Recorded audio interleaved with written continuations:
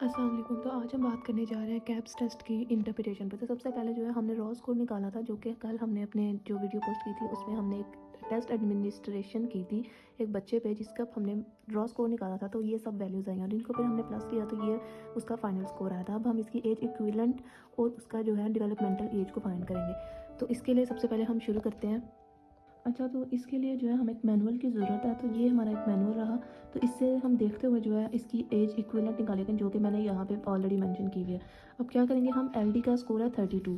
तो अब हम 32 का मैनुअल में देखेंगे, एलडी ये है तो देखेंगे कि ये किस कहाँ फॉल कर रहा है। तो अब 32 देखेंगे हम, तो वो किसके ऑनवर्ड्स या मतलब किसके करीब आ रहा है ज़्यादा। तो उसका हम मीडियन जो एम वाली वैल्यू है हम वो फाइंड कर देखते हैं। ठीक है, तो अब यहाँ पे 30 जो है ज़्यादा क्लोज है 9 ईयर्स की एज के। जैसे कि अब ये देखें एज है और ये 9 ईयर्स हैं। ठीक है, और ये 6, 7, 8, 9 एंड 10। अब मेरा जो चाइल्ड था जिसने टेस्ट कंडक्ट किया था जिससे मैंने, वो था 10 ईयर्स की उसकी एज थी।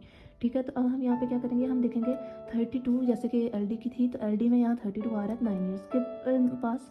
तो अब हम इसमें ये करेंगे कि 32 इनमें से किसके ज़्यादा करीब है। तो ऑफकोर्स ये 9 के ज़्यादा करीब है। तो हम इसके बाद जो है हम अपनी इंडिपेंडेंट फंक्शनिंग की जो वैल्यू है, जो हमारा रॉ स्कोर उसका आया था 27। अब हम उसकी फाइंड करेंगे एज इक्विवेलेंट, जो कि मैंने ऑलरेडी यहाँ मेंशन की हुई है। तो जो इसकी 27 है वो हम देखेंगे कि वो ज़्यादा से ज़्यादा जो है आईएफ की कहाँ तक फॉल करी है।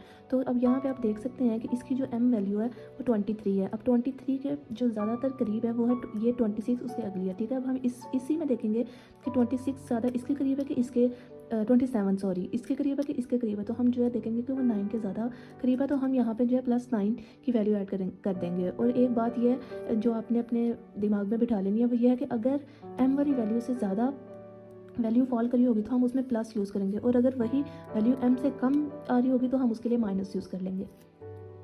अब इसी तरह से हम देखते हुए बाकी जो 3 डोमेन्स हैं उनको देखते हुए हम जो है अपनी वैल्यूज़ जो है वो एज इक्विवेलेंट इसी तरह से निकालते जाएंगे। अब जैसे कि ये -9 है, 29 ये है सोशलाइजेशन की। ठीक है, अब हम इसमें क्या करेंगे, इसमें 29 देखेंगे हम कि ज़्यादा से ज़्यादा कहाँ तक फॉल करी है। तो इसमें 29 जो है वो 9 ईयर्स की। अब यहाँ पर देखा जाए तो इसका जो एम है, इसकी एम की वैल्यू ये है 31। तो अब 31 जो है और हमारी रॉ है इसका 29। तो अब हम देखेंगे कि हम इससे कम जो है वो आ रहा है 9 में। तो हम इसको यहाँ पे -9 मेंशन कर देंगे। अब हम इसकी डेवलपमेंटल एज निकालेंगे। वो किस तरह से हम निकालेंगे, डेवलपमेंटल एज निकालने के लिए हम देखते हैं कि हमारा जो टोटल स्कोर है, जो कि यहाँ पे मेरा 139 है।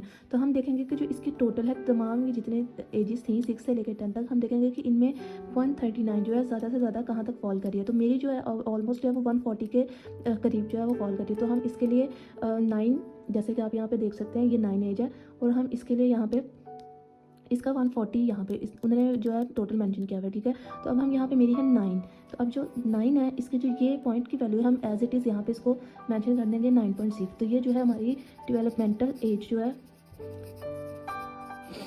उसको हम मेंशन कर देंगे जैसे कि ये है। तो इसी तरह से जो है हम इसकी इंटरप्रिटेशन करते हैं, और इसके बाद जो है और इसी तरीके से जो है आप लोग अपनी पहले अपना टेस्ट कंडक्ट करके उसके बाद उसकी इंटरप्रिटेशन ऐसे कर सकते हैं। Thank you so much for watching this video. I hope कि आप लोगों को पसंद आई होगी।